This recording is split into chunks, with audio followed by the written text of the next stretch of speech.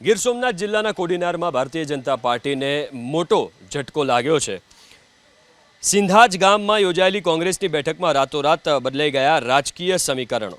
બેઠકમાં પૂર્વ ધારાસભ્ય અને પૂર્વ સંસદીય સચિવ જેઠાભાઈ સોલંકીએ સ્થાનિક સ્વરાજ્યની ચૂંટણીમાં કોંગ્રેસને સમર્થન જાહેર કર્યું। જેઠાભાઈએ હુંકાર કર્યો કે તેઓ આગામી ચૂંટણીમાં કોંગ્રેસના ઉમેદવારોને વિજયી બનાવવા પોતાની તમામ તાકાત લગાવી દેશે।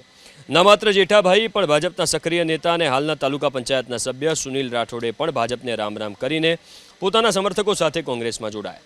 રાજકીય હલચલ વચ્ચે જિલ્લા કોંગ્રેસ પ્રમુખ પૂંજાભાઈ વંશે રણનીતિ સ્પષ્ટ કરતા સુનિલ રાઠોડને જિલ્લા પંચાયતની બેઠક અને જુવાનસિંહ અને મયુરભાઈને તાલુકા પંચાયતની બેઠકો માટે કોંગ્રેસના સત્તાવાર ઉમેદવાર પણ જાહેર કરી દીધા છે।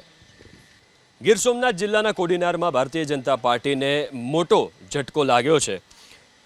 સિંધાજ ગામમાં યોજાયેલી કોંગ્રેસની બેઠકમાં રાતોરાત બદલાઈ ગયા રાજકીય સમીકરણો। બેઠકમાં પૂર્વ ધારાસભ્ય અને પૂર્વ સંસદીય સચિવ જેઠાભાઈ સોલંકીએ સ્થાનિક સ્વરાજ્યની ચૂંટણીમાં કોંગ્રેસને સમર્થન